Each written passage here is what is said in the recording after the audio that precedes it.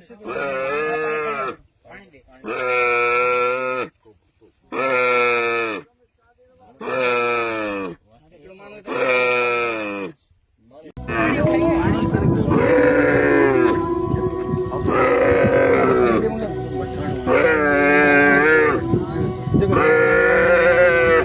اللہ الرحمن الرحیم۔ السلام علیکم ناظرین، یہ مناظر کسی اور شہر کے نہیں ہیں، کسی ایسی دنیا کے نہیں ہیں، کسی ایسے ظالم بستی کے نہیں ہیں کہ جہاں پر رہنے والوں کے دل نہ ہو، کہ جس کے دل میں ذرا سا بھی رحم نہ ہو۔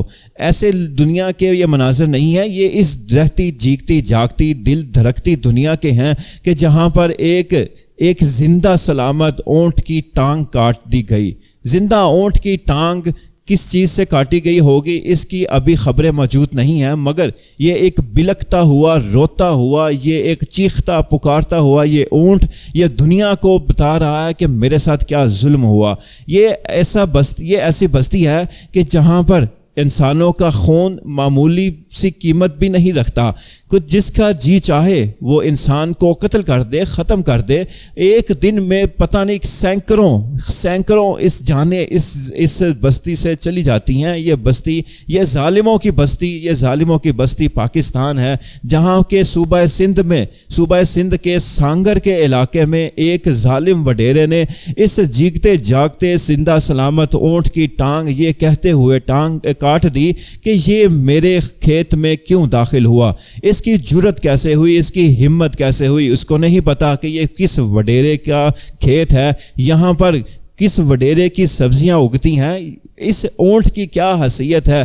یہ ایک معمولی انسان کا اونٹ یہ میرے اس کھیت میں کیوں داخل ہوا۔ اس وڈیرے نے نہ آؤ دیکھا نہ تاؤ، اس نے غصے میں آ کر کلہاڑی پکڑی ہوگی، چھری پکڑی ہوگی، اس نے کیا چیز پکڑی ہوگی، اس نے اونٹ کی ٹانگ کاٹنا شروع کر دی۔ وہ اونٹ تڑپتا رہا، بلکتا رہا، روتا رہا۔ اس کے مناظر آپ نے بھی دیکھے، آپ اس وقت ٹی وی اسکرین پر بھی دیکھ رہے ہیں کہ یہ اونٹ کی یہ آہیں، یہ فریادیں کیا عرش کو ہلانے کے لیے کافی نہیں ہوں گی قبل اس سے کہ اللہ کا عذاب اس دنیا میں نازل ہو جائے، اس بستی میں نازل ہو جائے۔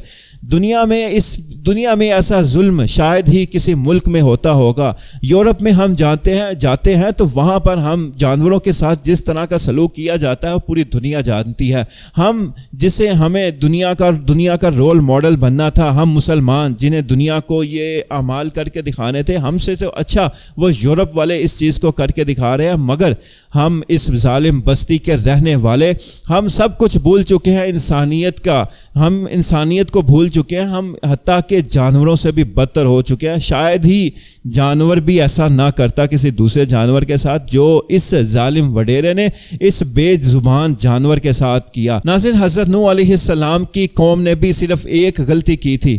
اس قوم کی غلطی کیا تھی کہ اس نے بھی اپنی اونٹنی کی ٹانگیں کاٹ دی تھیں، اور دنیا کا سب سے بدترین عذاب اس قوم پر آیا تھا۔ تو اس سے پہلے کہ نوح علیہ السلام کی بستی کی طرح اس ظالم بستی پر بھی اللہ کا عذاب اترے، ہمیں چاہیے کہ حکمرانوں کو چاہیے کہ فوری ایکشن لیتے ہوئے اس ظالم کو کیفر کردار تک پہنچایا جائے، اور اس اونٹ کی آرٹیفیشل ٹانگ لگوائی جائے۔ اس اونٹ کو بھی پتہ چلے کہ یہاں رہنے والے سب ظالم نہیں ہیں، یہ بستی ظالموں کی نہیں ہے، یہاں پر رہنے والے کچھ لوگ ظالم ہیں، کچھ لوگ جو خون کے پیاسے ہیں، جو یہاں کے قانون و ضوابط کو جنگل کا قانون بنا چکے ہیں۔ باقی قوم تو ایک رحم دل قوم ہے۔ یہ ثابت کرنے کے لیے ہمیں فوری طور پر اس اونٹ کو ہمیں اس کا ساتھ دینا ہوگا، اور اس کی آرٹیفیشل ٹانگ، دنیا آج جدید ہو چکی ہے، اس کی ٹانگ لگ سکتی ہے۔